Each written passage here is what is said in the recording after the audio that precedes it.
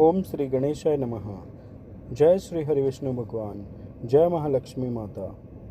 Ninth chapter of the Vaishak Mas Mahatmya of the Vaishnav Khand of the Skand Puran. Chapter 9. The birth of Kumar. The birth of Kartikeya after the marriage of Shiva and Parvati is the favorite theme of all Puran writers. His birth is also the theme of Kalidasa's epic called Kumar Sambhav. Mathila said, O holy sir, how was Kam, who had been burned, born again? What was the misery that he experienced as a result of his karma, that is, offending Rudra? O Brahman, recount this to me. I have great eagerness to hear. Shrudadev said, I shall narrate to you the birth of Kumar, which, when listened to, is destructive of sins. It is conducive to fame and virtue. It grants sons and is destructive of all ailments.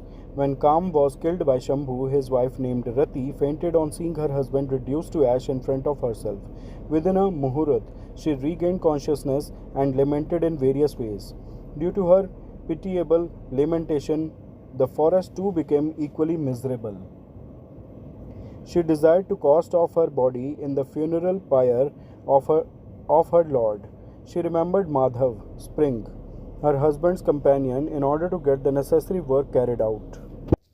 That great lord came in order to arrange for the funeral pyre on behalf of the wife of the hero. On seeing his friend, he became alarmed for a short while and was about to swoon. He then consoled Rati with many kinds of words of pacification. O gentle lady, I am like a son unto you. When I am present, it does not behove you to cast off your body, which is the means of achieving dharma. In spite of these and Omar words of pacification in diverse ways, she did not feel inclined to remain alive, though Rati was restrained by him, Vasant. On seeing her firm decision, Vasant arranged the funeral pyre on the banks of the river. She took her plunge into the celestial river, that is Ganga, and performed all the obsequies. She controlled all the sense organs and concentrated her mind in the soul. She got ready to step on to the funeral pyre. Then an unembodied voice was heard. O auspicious lady devoted to your husband, do not enter fire. Your husband will be reborn twice, once from Hara and later again from Vishnu in the form of a Yadav. There, in the later case, he will be born as Pradyuman, the son of Mahavishnu, Krishna, and Rukmini.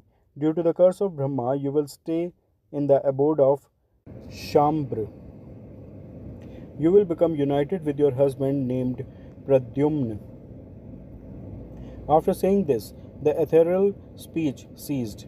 On hearing that voice, she who had decided to die gave up her resolve. When Kama was killed by Hara, while acting on their behalf, Devas also came there. On observing Rati's acts, Suras led by Guru, Jupiter, Indra, and fire made that chaste lady desist from it by means of great boons.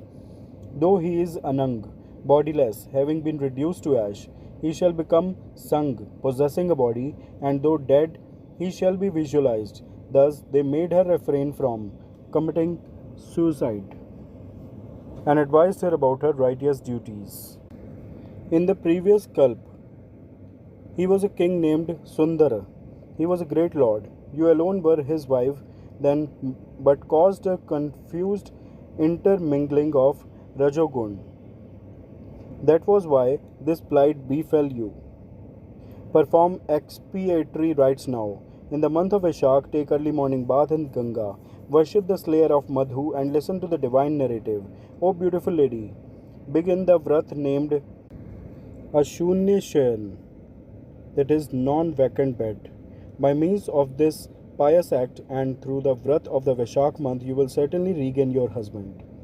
After granting her boons like these, Devas went back in the manner they had come.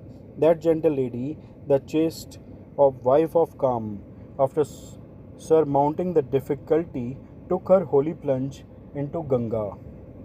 When the sun was in Aries, the noble-minded lady performed the vrat of Ashunyashayan also. By the power of that meritorious deed, Kama was immediately visualized by her. O great king!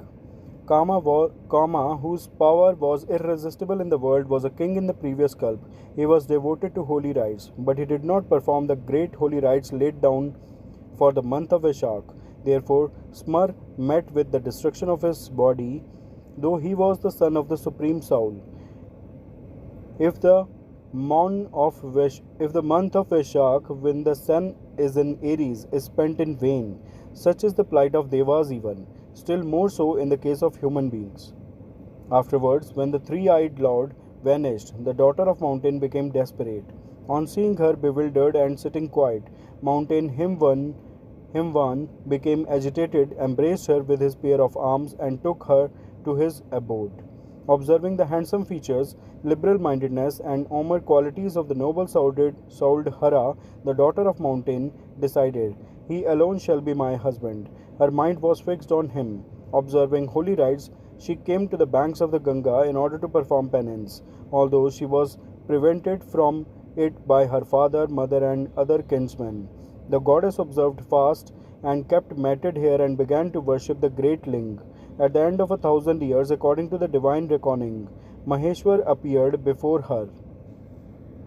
The Lord assumed the form of a religious student and came to the entrance of the hut one day in the evening.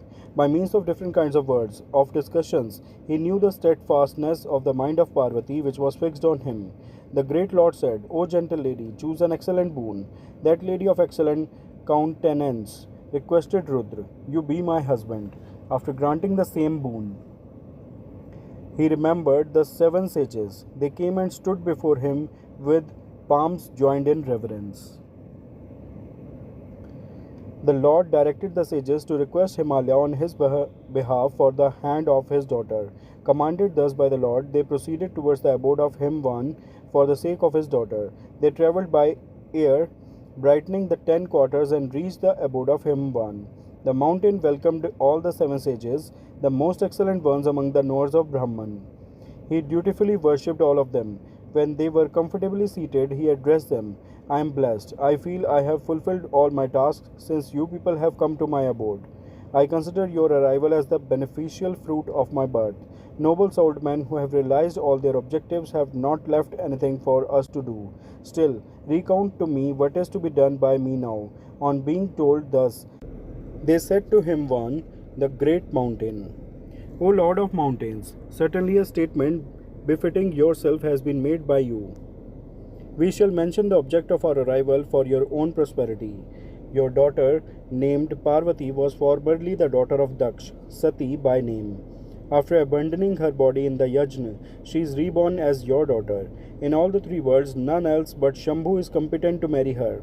That goddess must be given in marriage to Shambhu by you, if you wish for infinite benefit. In the course of your previous births, good and meritorious deeds were performed by you. On hearing their words, the great mountain became highly delighted in his mind. He spoke these words again, wearing bark garments and observing fast. My daughter is engaged in a very severe penance on the banks of Ganga. She is desirous of getting Shambhu as her husband. Hence, this proposal will be liked by her. My daughter has been already given to that noble-souled three-eyed lord.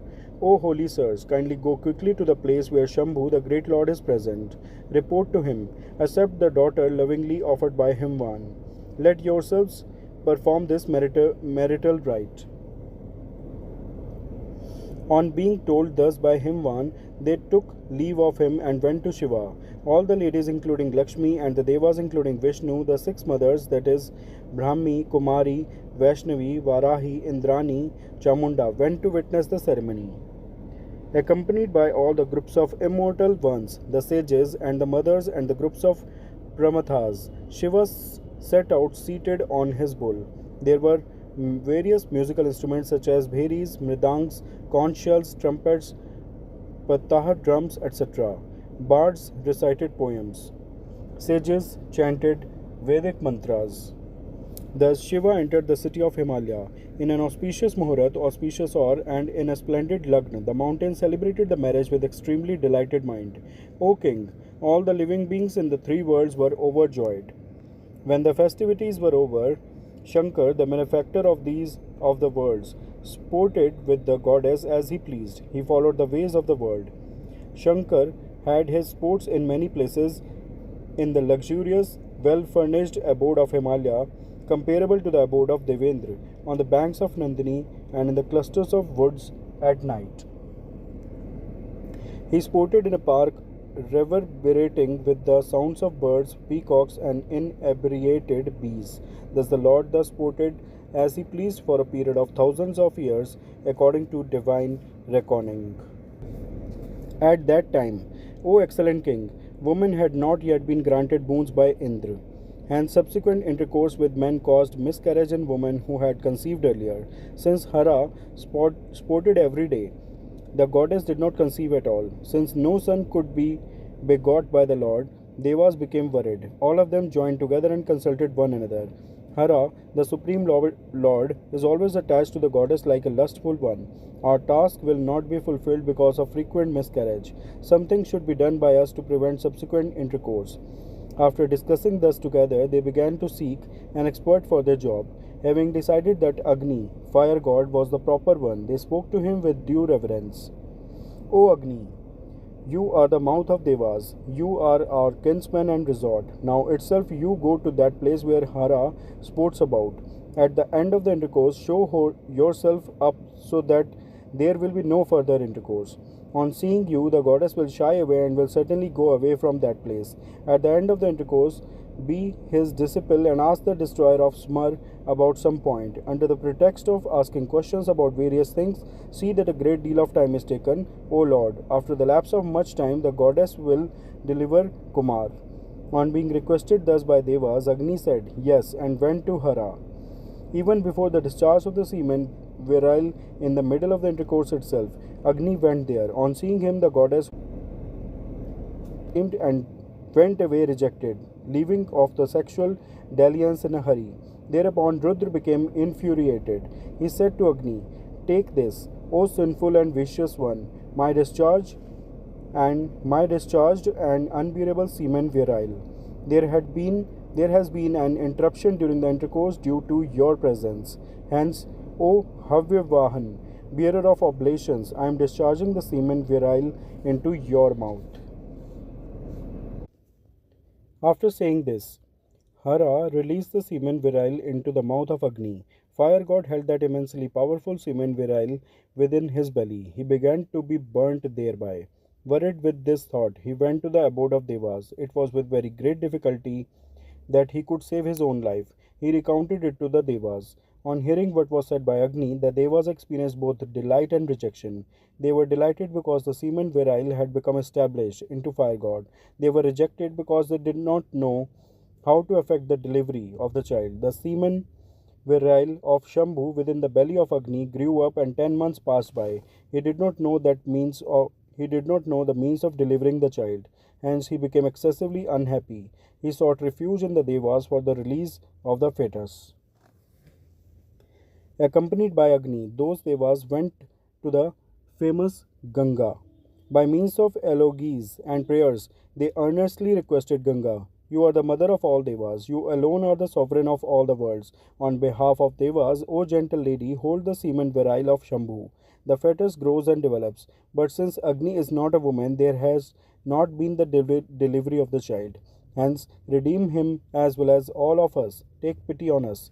On being requested thus, the goddess spoke, let it be so. The Devas imparted the mantra for the release of the fetus. Thanks to the efficacy of that mantra, fire god left off the refulgent semen virile of Shambhu into Ganga, the semen virile that was highly unbearable to all the worlds. She held it for a few months but could not continue beyond that on account of its great power. Her waters became dried up and her body became reddened. The goddess became exceedingly miserable. But thanks to the power of chastity, Ganga, the sole sanctifier of all the worlds, cast of the fetus within her into a cluster of Sara reeds. It was highly blazing all round. It split into six due to the Sara reeds. Urged by Brahma, the six Kritikas came there. They unified the fetus of Shambhu that had been split into six among the reeds. They made it one person with a single body but six faces. The Kritikas, who had been commanded by Brahma, did so perfectly well. That body, in the form of a man with six faces, remained among the reeds unprotected for a long time. Once Parvati and Parmeshwar, who were desirous of going to Sri Shail, riding on the bull, came to that spot. At that time, milk began to ooze out suddenly from the breast of goddess Parvati. She became surprised and spoke to Rudra. Why did the milk issue forth from the breast? Tell me the cause thereof, O soul of the universe. On being asked thus, Hara said, listen, O gentle lady, I shall tell you. Your son is present below. I had not discharged my seminal virile into you. Before that, Agni came there. On seeing him, you became ashamed and went away to another place. In great fury, the immensely powerful semen virile was discharged by me into the mouth of Agni. With the favor of Devas, fire god cast it into Ganga. She herself became burnt, and so Ganga split into six, and he took the shape of a man. On being commanded thus by Shambhu, she held that child immediately on her lap. The goddess then fed the child at her breasts. Enchanted by the Lord, the goddess had tender emotion for the son. Then the son of Shankar went to Kailash along with the Lord. The goddess attained a great pleasure and satisfaction in fondling her son. Thus, the mysterious and miraculous birth of Kumar has been described to you. He who always listens to this birth of Kumar, of great auspiciousness, undoubtedly obtains increase in the number of sons and grandsons. At his birth, even Hara had to experience great sorrow. One who has listened to the holy rites of Vaishak lovingly shall become matchless. So Vaishak rites are destructive of all the masses of sins. It is meritorious. It yields lifelong conjugal felicity. It brings about all riches. By its power, even the unembodied god of love, Kam, became sung, endowed with all limbs. If one spends the Vaishak month without holy bath or charitable gifts, there shall be a series of miseries even if he performed all other holy rites. If only this one is performed, all dharmas shall be conducive to welfare. Ninth chapter of the Vaishakmas Mahatmya of the Vaishnav Khand of the Skanda Puran is completed. All those who are listening, please say with me, Jai Sri Hari Vishnu Bhagwan, Jai Mahalakshmi Mata, Har Har Mahadev. Friends, please like and share this video. Also, do subscribe the channel. Thanks. Hare Krishna.